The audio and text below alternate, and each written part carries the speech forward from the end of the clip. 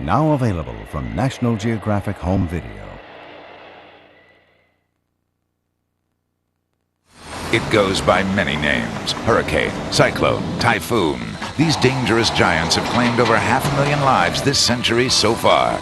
Now a more powerful type of killer touches down in the American heartland as daring scientists chase these monsters to find out why twisters form. And with advanced technology, we can track some storms from birth, but will we ever be able to predict their destructive paths? Join us as we brave the search in probing cyclone secrets in National Geographic's Cyclone. Is the Earth as safe as you might think? Or are we on a collision course with mountains of rock that pack the fury of 1,000,000 atomic bombs? One man's discoveries may shock you. Follow his journey through the Earth's violent past and into its questionable future, where the next collision could occur with no warning at all. Asteroids, Deadly Impact, a new film from National Geographic Television. The question is no longer if, but when. And now, our feature presentation.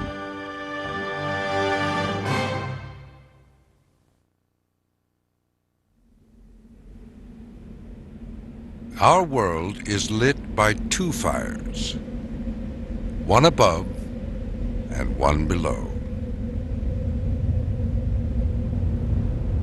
Nothing can contain the inferno beneath our feet.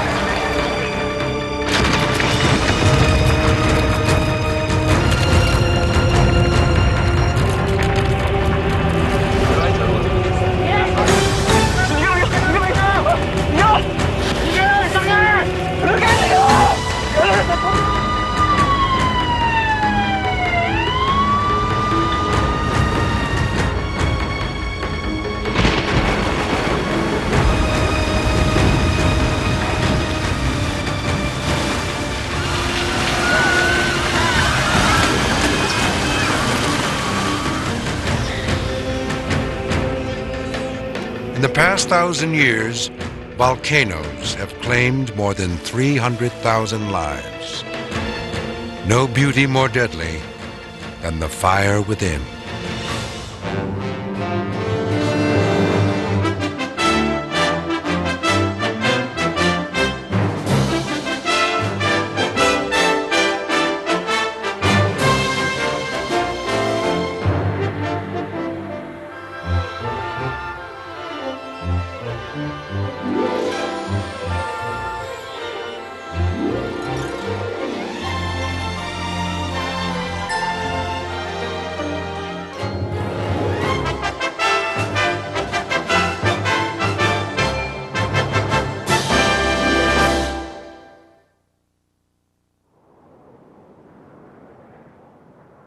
The rocky heights of the Andes in South America are more than mere mountains. Many are sleeping volcanoes. In Colombia, a peak called Galeras has slumbered more than 4 decades.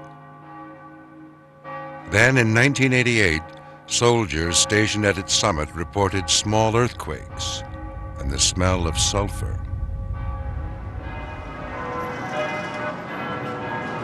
Some 6 miles away, the city of Pasto is built on rich volcanic soil, the pride of local farmers. Galeras has never harmed Pasto, but a large eruption could threaten up to 400,000 lives. Colombian officials invited Stanley Williams of Arizona State University to work with local volcanologists. An expert on Latin American volcanoes, Williams helped organize the International Galeras Workshop in January 1993. ¿Cuál es su concepto del volcán Galeras? El volcán Galeras es un volcán históricamente más activo que todo en Colombia. Close to 100 volcanologists from 15 nations attend. After 3 days of meetings, they head for the summit. Galeras has been stable for 6 months, a reassuring sign to Williams and his colleagues.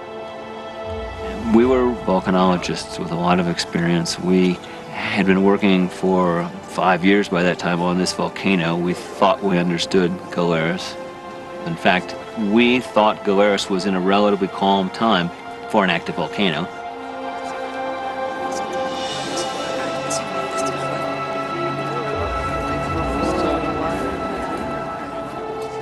Most scientists join field trips on the outer slopes of the mountain. Williams leads a group of 12 on a grueling 2-hour hike to the inner crater. As his colleagues explore the terrain, Williams keeps watch. Everybody opened up their cases and backpacks and collected samples of the gases or read the gravimeter.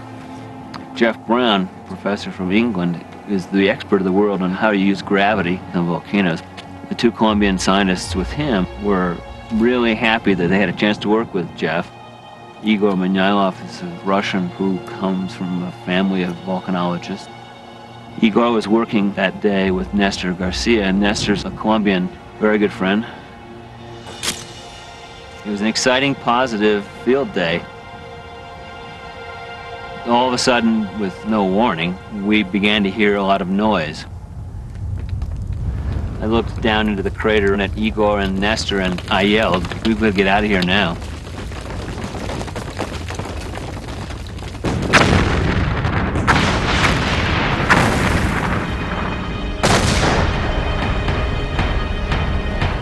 I made it running, not very far, before the first big rock knocked a big hole in my head, broke my jaw, ruined my ear. Made it another 20, 30 feet, I don't know, not very far. A lot of rocks hit me, but the next big one broke my left leg, shattered my right leg. I tried to run, but my foot was dangling. It was hardly attached to my leg. I crawled. The problem was I was on fire, so I had to roll over and try to get the fire out. So I crawled behind a big rock.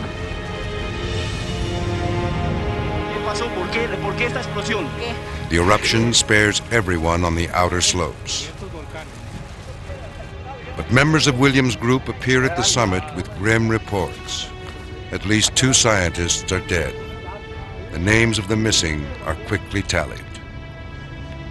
Andrew, Mike, yo, Stanley y José Arles. Luis with help and Andrew McFarland with help can make it up. With help. Okay. Not by themselves. You gotta send somebody down there. Yeah. Within 15 minutes, the eruption is over. Now, Williams struggles to remain conscious. I had hours of time lying there with dead people very close, and thought about going home and being with my wife and kids. I didn't want to die, that's for sure. Less than 3 hours after the eruption, rescue teams arrive from Pasto. 3 hikers and 6 volcanologists are dead in a blast no one could foresee. Several bodies will never be found. Rescuers locate Williams when he cries out for help. He's the last survivor lifted off the mountain. In 48 hours, he'll be flown by Learjet to a hospital in Arizona.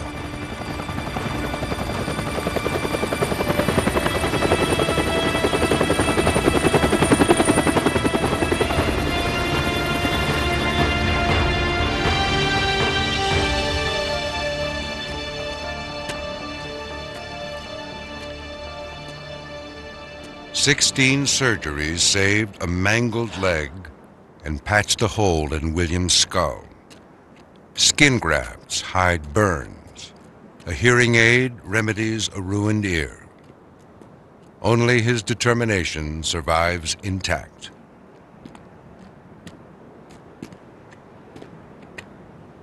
Galeras remains a threat to thousands who live in its shadow, a danger undiminished by the tragedy of 9 deaths. The loss of friends and colleagues breaks the heart, but strengthens the will. I've worked on Galeras now for about 8 years, and I've tried hard to essentially get control of Galeras. And Galeras says, no, I can't be controlled. I'm much bigger than you, Mr. Williams. And I come back and say, no, I'm not going to let you do that. I'm going to come back and I'm going to get on top of Galeras. And I have been on top of Galeras. I've been in the crater again. We're sort of battling it out.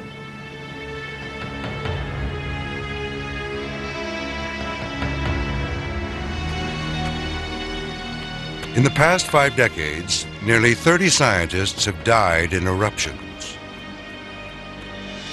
Volcanology is a young and dangerous science, one that pits us against the power of the Earth itself.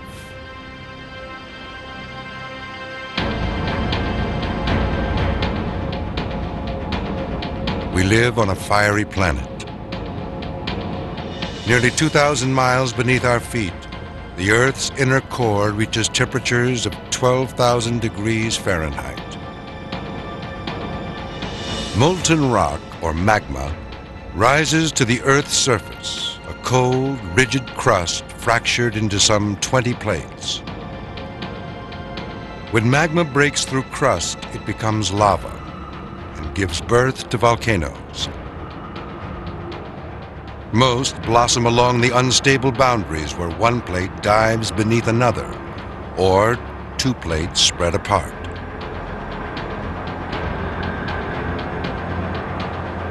Earth's oceans conceal some 80% of all volcanic activity. An underwater ridge 46,000 miles long marks the boundaries between spreading plates. Lava fills the gaps.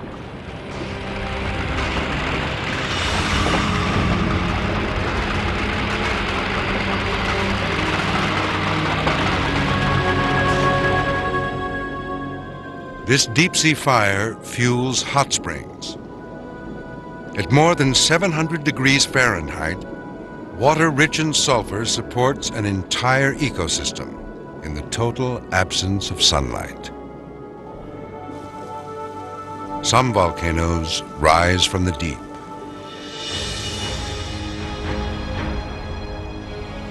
November 1963. Just south of Iceland, fishermen report explosions.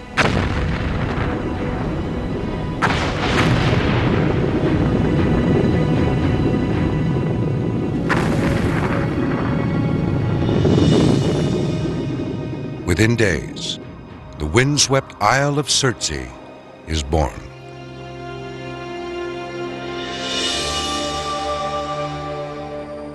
Earth's fire also forged a tropical paradise. The Hawaiian Islands are the work of a single plume of magma burning its way across the Pacific Plate.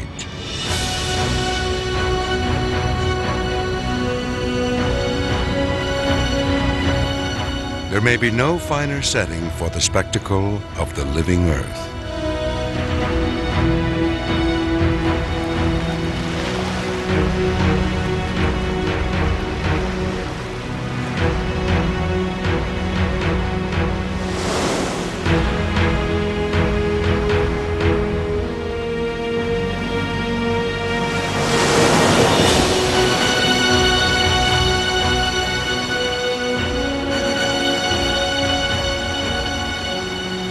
With nearly continuous eruptions dating back to 1790, Kilauea is the most active volcano on Earth and one of the most benign. At 2,000 degrees Fahrenheit, its fluid lava can flow for miles and ruin real estate. but it can generally be escaped at a brisk walk.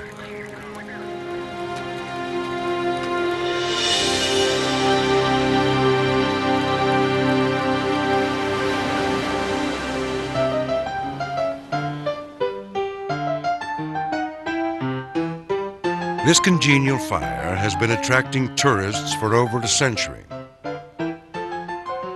It also captured the attention of an eminent East Coast geologist, Thomas Jagger. He believed the only way to know a crater is to live with it. A visit to Kilauea in 1909 convinced him he had found the most livable volcano in the world. In Jagger's day, volcanology meant little more than a short-term expedition to the aftermath of a major eruption. It was too little, too late.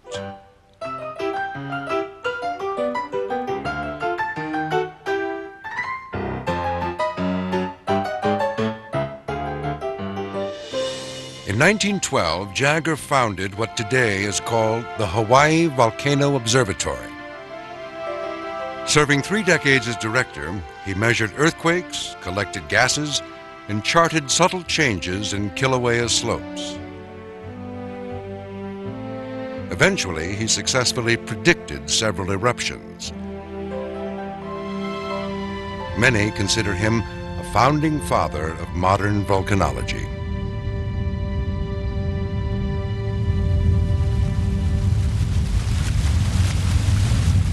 Today, Hawaii's volcanoes are the best studied in the world. Decades of first-hand observations are revealing patterns and precursors. Predicting eruptions is almost routine.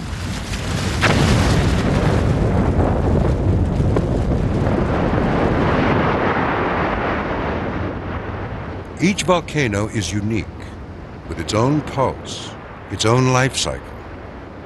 But one rule of forecasting applies to all. The key to the future is the past.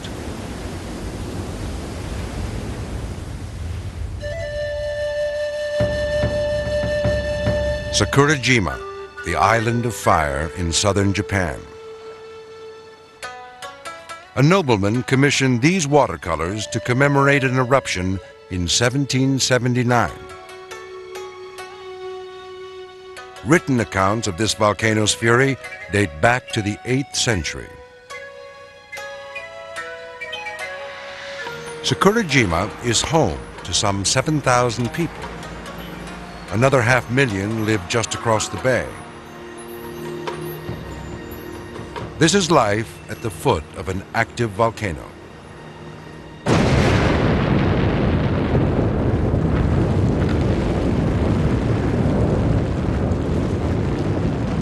Sakurajima has been consistently active since 1955.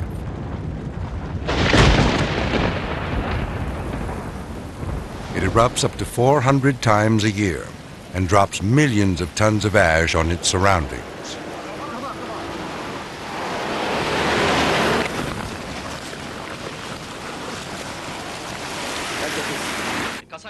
Local scientists forecast these outbreaks with impressive accuracy. Residents tune in for ashfall reports. Eruptions are as commonplace as changes in the weather, and ash cleanup is a way of life.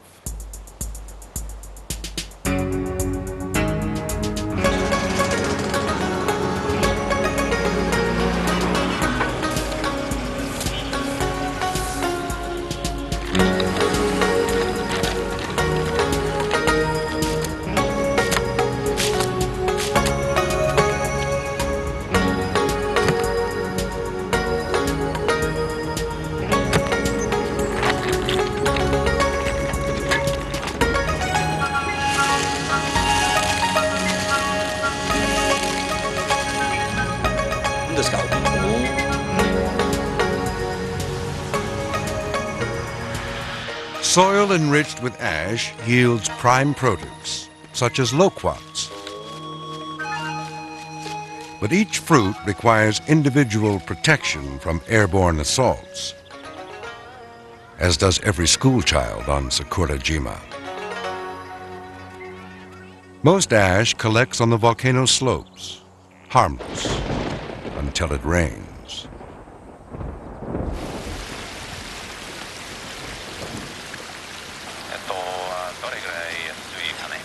In a flash, rivers can swell into mud flows that wash out roads and bridges.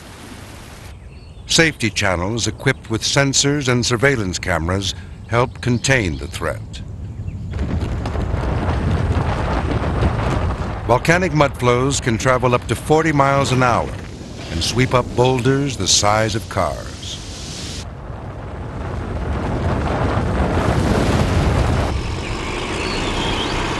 When the rains end, tons of deposits are dumped in the sea.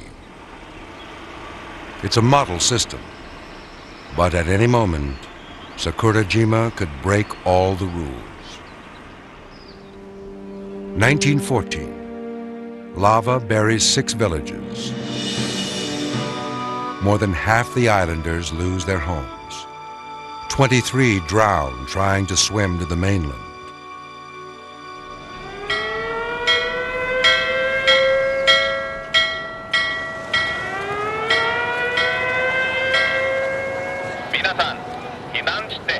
The anniversary of the 1914 disaster is observed each year with an evacuation drill. For a day, residents abandon their homes to the volcano. A long, familiar history of eruptions keeps these volcano dwellers vigilant. Consider them lucky. Most volcanoes lay quiet for centuries, then take us by surprise. A few of the deadliest have been labeled extinct.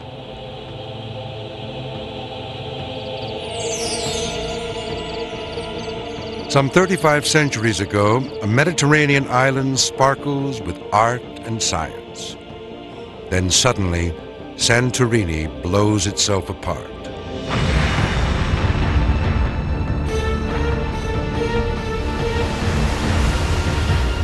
Seawater rushes in where once stood a mountain, and a civilization vanishes beneath the waves. The legend of Atlantis still haunts the place today. 79 AD. Few residents of Pompeii realize Mount Vesuvius is a volcano. Those who know believe it will not harm them. Showers of scalding ash seal them in their final agony.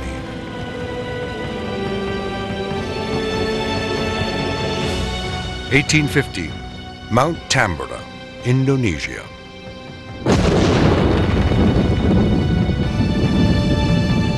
Some 20 cubic miles of debris are launched sky high. Most fall back to Earth. But a cloud of ash circles the globe for several years, blocking the sun. 1816 is the year without a summer.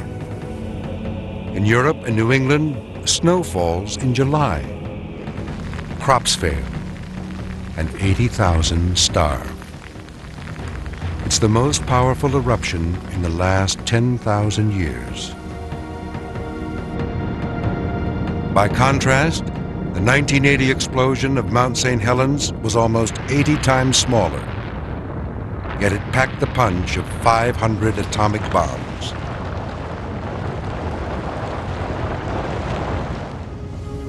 Magma contains gases that expand violently as they reach Earth's atmosphere. It's like pulling the cork on a bottle of champagne, the size of Mount Everest.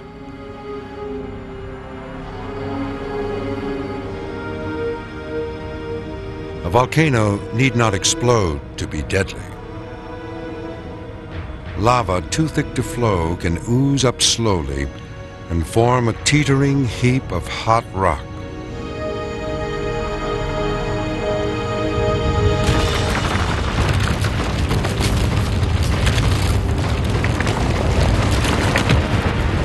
Collapse triggers a searing avalanche of pulverized rock, gas, and ash called a pyroclastic flow.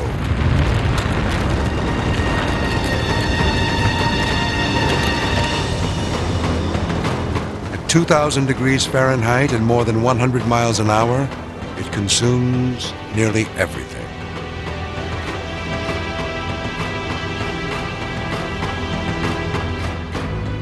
In 1902, the Caribbean town of St. Pierre prospers at the foot of a sleeping giant until May 8th, when Mount Pelée unleashes a pyroclastic flow.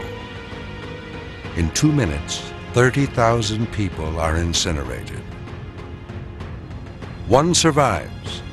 Though badly burned, this prisoner was somehow protected by the thick walls of his cell. Elsewhere, the devastation is eerie.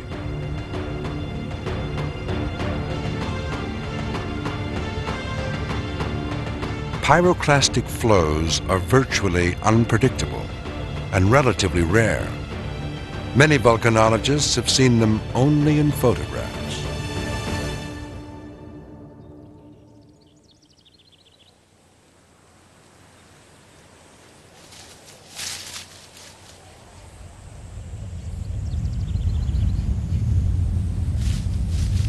May 1991, southern Japan. Mount Unzen serves up an extravaganza, some 35 pyroclastic flows a day. The flows are small, but a village lies too close for comfort. Evacuations are ordered.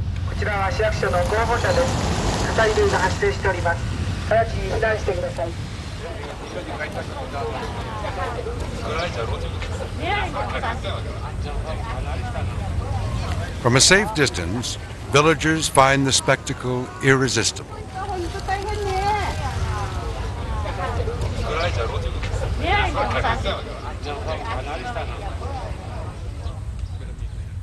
No less captivated, journalists and volcanologists from around the globe flock to the scene. Among them, Maurice and Katja Kraft. In the volcano world, these are superstars. Here you have a pyroclastic flow, yeah. It don't occur all the time. When you have lava flow, then it will happen all the time. It's why this is so interesting, because you have very few. After more than 2 decades of filming eruptions, the Krafts have a discriminating eye. Today, Unzen underwhelms. This is one of the smallest pyroclastic flow I have seen. I hope to see bigger ones than this one, because this is very small, really, yes. This is no idle bluster. Maurice and Katja Kraft have probably seen more eruptions at more volcanoes than anyone on Earth.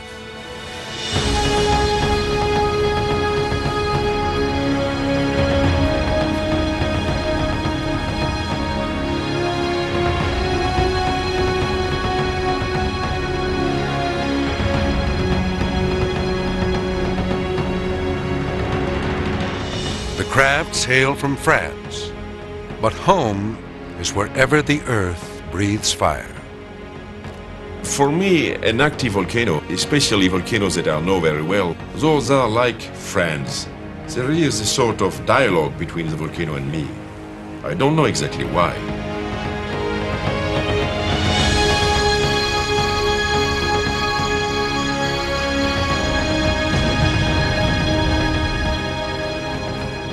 For me, the danger is not important. I am afraid when I go in a car, but on volcanoes I forget everything, and there is no more danger for me. For the Krafts, there has never been another calling.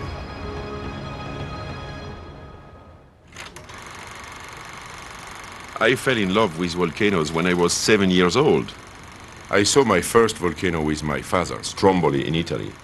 And this was really a discovery for me, to see a mountain, a sort of cone, and at the top to have fire, to have explosion every minute, was fantastic. And I have seen this eruption from very near, and I was really fascinated. So I decided to become geologist.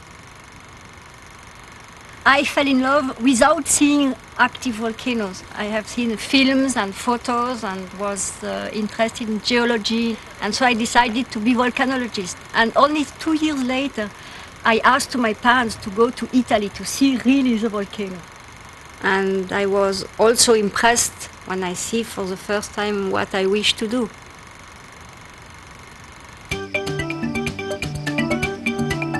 We met, in fact, at the university. I was in geology and Katja was in geochemistry. So I was crazy about volcanoes, she was crazy about volcanoes, and so we loved each other after. It's an after effect of loving volcanoes.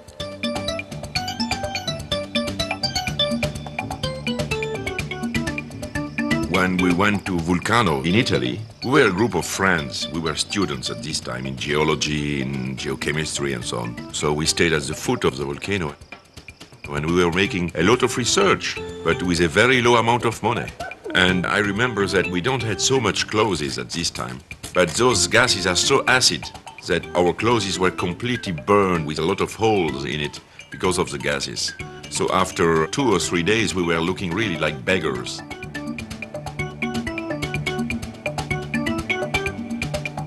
From the start, the Crafts photographed their fieldwork. Soon, films and photos became their bread and butter. Through the lens, they would share their passion for volcanoes with the entire world.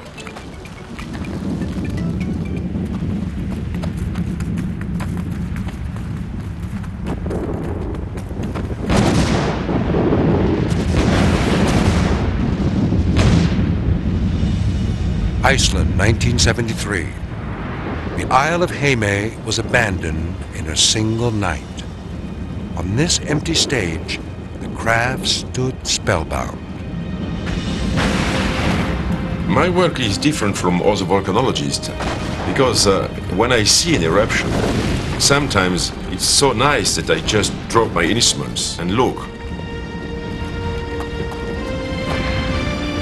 That is to say, I cannot only study the eruption. I want also to film volcanoes, to show it to other people. So I am as much interested in aesthetic than in science. As was often the case, the Crafts were the only foreign filmmakers on the scene.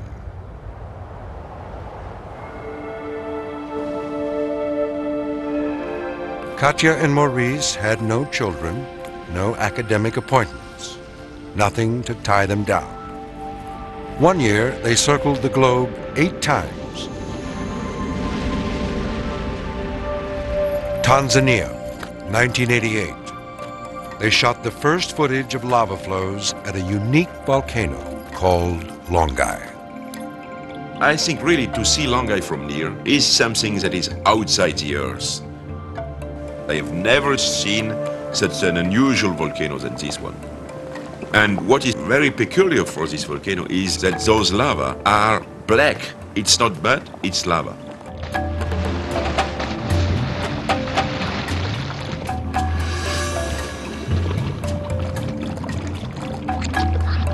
And once you see those black lava flows going here and there in this crater, 24 hours after emission, those black lava became white.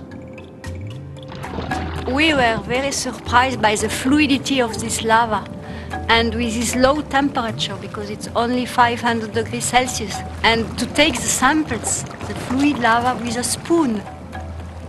And what was very exciting also, that in the night it was red, like other lava.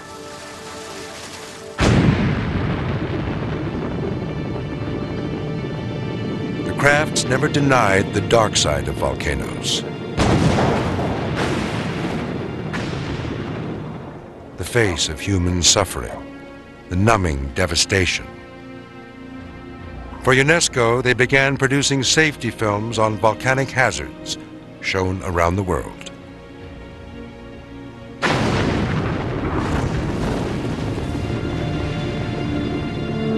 Footage of aftermath was impressive, but the Crafts aimed to capture pyroclastic flows in action. Alaska, 1986. A close encounter on the slopes of Augustine produced amazing footage. and whet their appetite for more.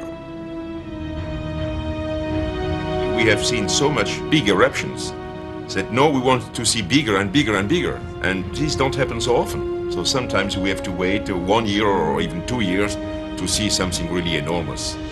And more enormous it is, better it is for me.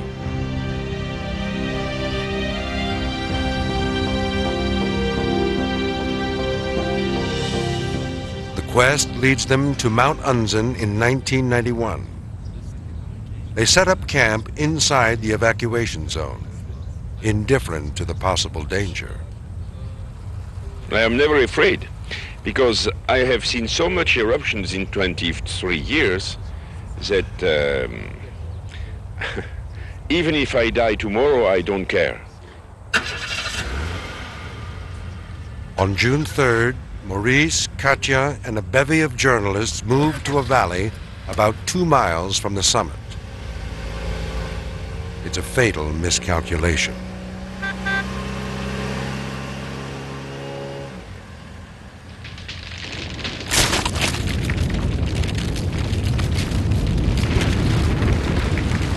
Something triggers a pyroclastic flow about 10 times bigger than all that came before. Within moments, it overwhelms the valley.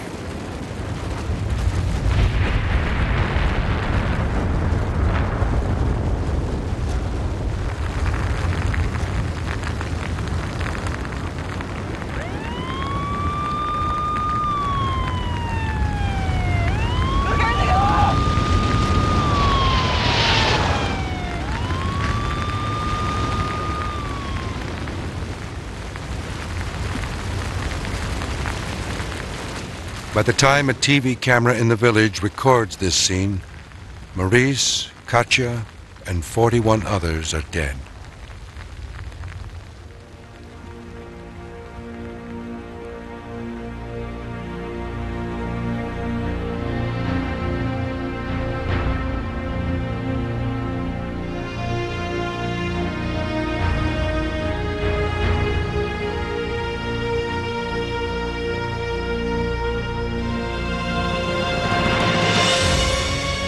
Surely no one loved volcanoes better than Maurice and Katya Kraft.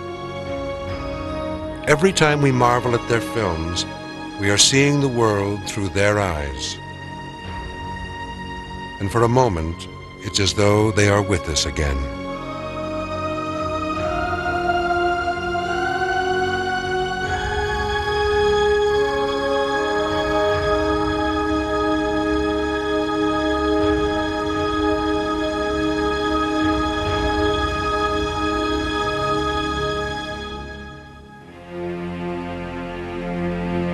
November 13th, 1985. The Colombian volcano Nevada del Ruiz erupts around 9 p.m. Part of its summit glacier melts. Water cascades down canyons, stripping them of soil, trees, boulders. Soon, the mudflow is 130 feet deep.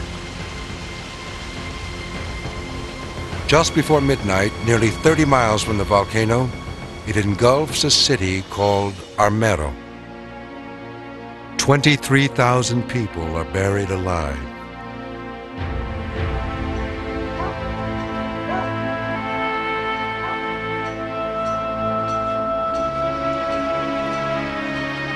Only weeks earlier, scientists had surveyed the volcano and determined Armero was at risk. Somehow, their report was shelved. Yet a simple evacuation plan could have saved thousands. On the ruins of Armero, volcanologists vowed, never again.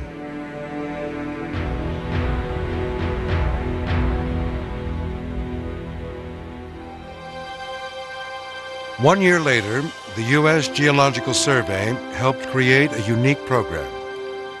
50 miles from Mount St. Helens, the Cascades Volcano Observatory is home base for the Volcano Crisis Assistance Team.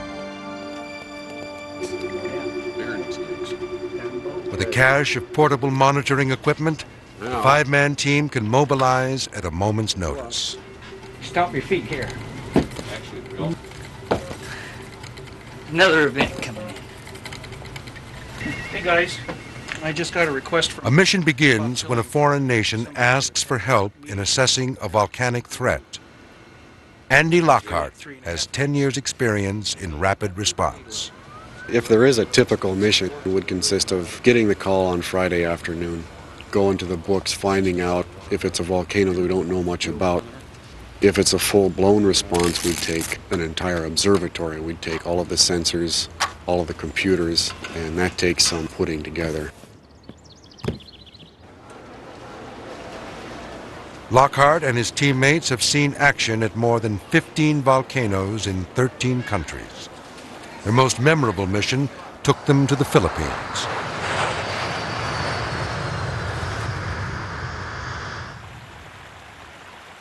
April 2nd, 1991, 55 miles northwest of Manila.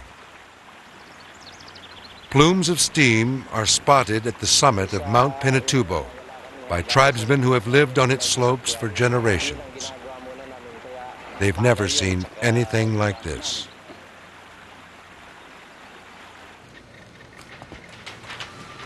Word reaches Ray Punambayan, director of the Philippine Institute for Volcanology and Seismology in Manila. He has 4 seismographs installed near the volcano. They reported that they were recording over 400 volcanic quakes, and that's unusual. Right then and there, I said that something unusual is happening inside the volcano. The reports aroused concern at Clark Air Base, just 15 miles from Pinatubo.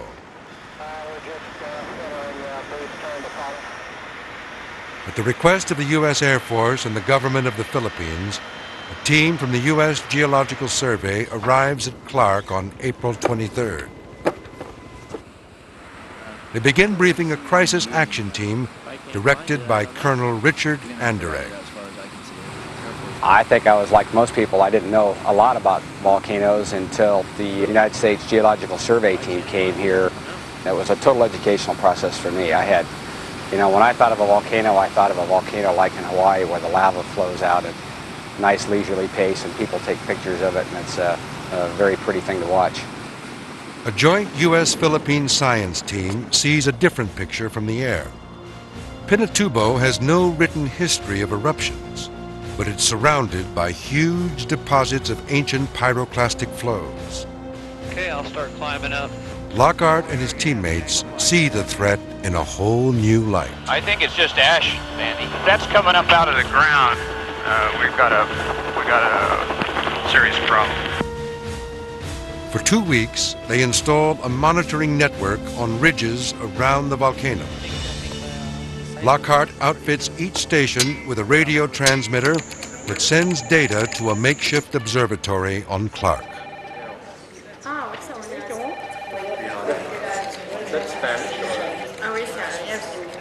Pinatubo's activity increases daily. The science team urges local authorities to consider evacuations. It's a big responsibility in the sense that you're causing people to move out of their abode and transfer to evacuation centers, suffer there, and wait for something to happen. And if nothing happens, then our reputation is at stake. So we were very careful about that. June 5th. Swarms of earthquakes prompt a level 3 alert. Eruption possible within 2 weeks. 20,000 Filipinos living within 6 miles of the summit are ordered to relocate to temporary shelters.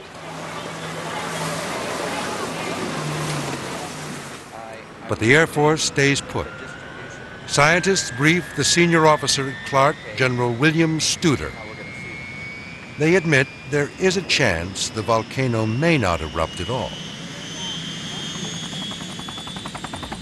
June 7th. Pinatubo releases clouds of ash. The science team issues a level 4 alert. Eruption possible within 24 hours. Shake and bake. Cactus Teresa, how do you read 263.9er? Most ominous is the appearance of a plug of thick lava, the kind that generates pyroclastic flows. General Studer wants to see it for himself. Lockhart remembers his conversation with another scientist. The general says, "God, that's a lot of ash." And Hoblet says, "That's nothing." And he points out these big ignimbrite sheets, these things that look like a Japanese parasol stretching out 10 kilometers in every direction from the volcano, and says, "See these big sheets out here? This is what this volcano does when it erupts."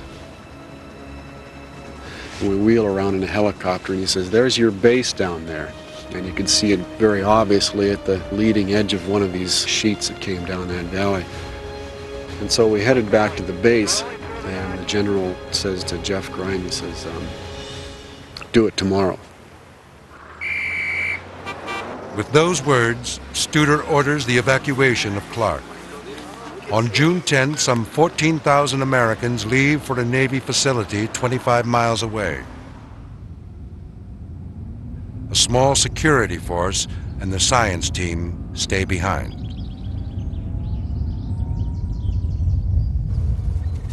After the base was evacuated on June 10th, you felt two ways about it. One, that it could happen anytime and the people were going to be safe. On the other hand, now that the base was evacuated, the clock was really starting to tick. A century of volcanology is put to the test. From afar, an entire nation awaits the unknown.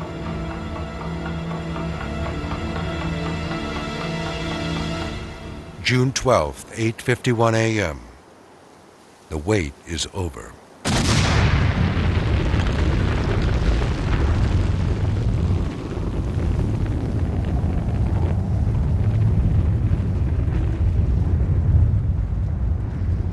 Pinatubo blows an ash column nearly 12 miles into the sky. Communities 50 miles away are showered with ash and sand.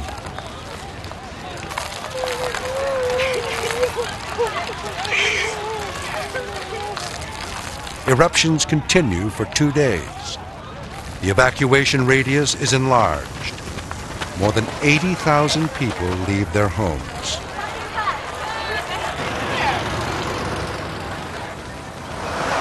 That is true in the extreme upper level. Currently about Clark radar now shows a major typhoon headed straight for the Philippines. Exhausted from round-the-clock shifts, the science team suspects the worst is yet to come. June 15th, 2 a.m. Pinatubo's finale begins.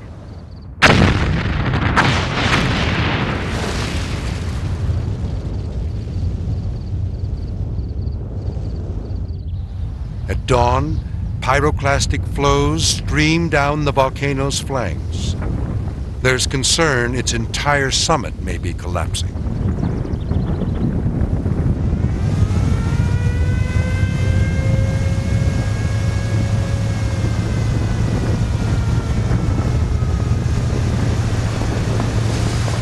Ashfall turns 10 a.m. black as midnight.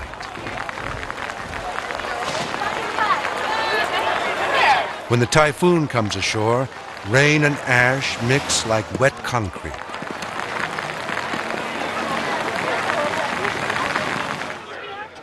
Continuous blasts overwhelm monitoring stations. It's time to consider the possibility that pyroclastic flows might reach Clark. I went out to look out the front door, and I was standing there looking into the darkness. You could see some runway lights about a quarter mile away from us, looking towards Pinatubo. A little line of red lights. And I thought, well, if it comes down this far, it'll cut those lights, and I'll be able to see if it cuts those lights. And if it cuts those lights, I'll run like hell towards the back of the room, and that's about 400 yards if it's coming 60 miles an hour. That'll give me about enough time to make it to the back of the room for whatever it's worth. And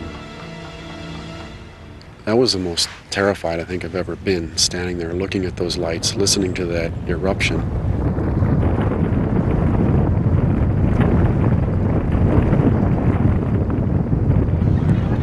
Around 2 p.m., the largest explosion yet knocks out all but one of the monitoring stations. I noticed that without much big ado and really no organization, each of the volcanologists was making sure he had his knapsack packed with the kinds of things that if he was going to have to leave, he could grab very quickly. And when that particularly large eruption occurred, about 3 of those guys turned around and picked their bags up off the floor, and they weren't slowing down when they went out the door. So I figured if it was good enough for them, then it was good enough for the rest of us. Clark is finally abandoned.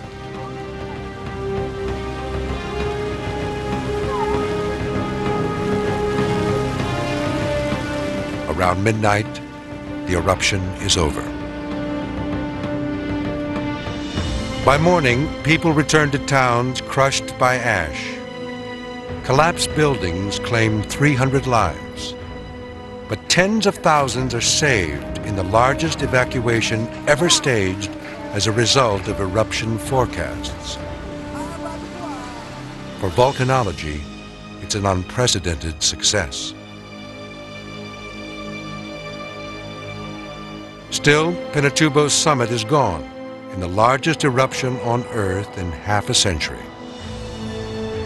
Over 2 cubic miles of debris blanket the landscape. Rain wreaks havoc with these loose deposits. In the days after the eruption, mudflows claim hundreds of lives.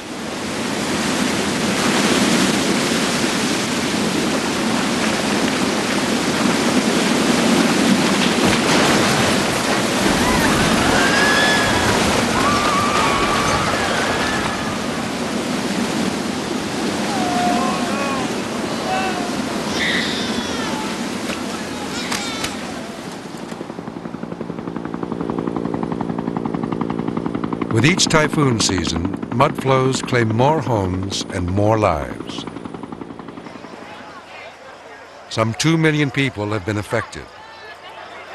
Echoes of the eruption are likely to plague the region well into the 21st century.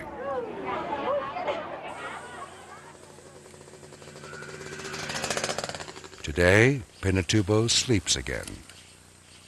But for how long?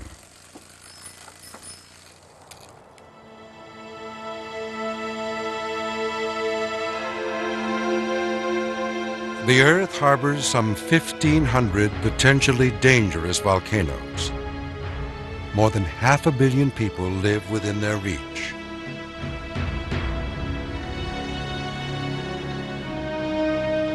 To live in harmony with volcanoes may be little more than wishful thinking. But for better or worse, we could not exist without them.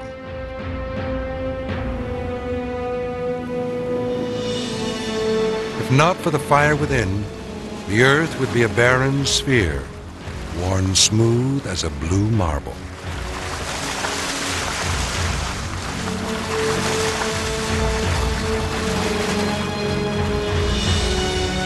Volcanoes provide the lifeblood of our planet. They build mountains and create new land. Their fireworks recycle life-giving gases and minerals.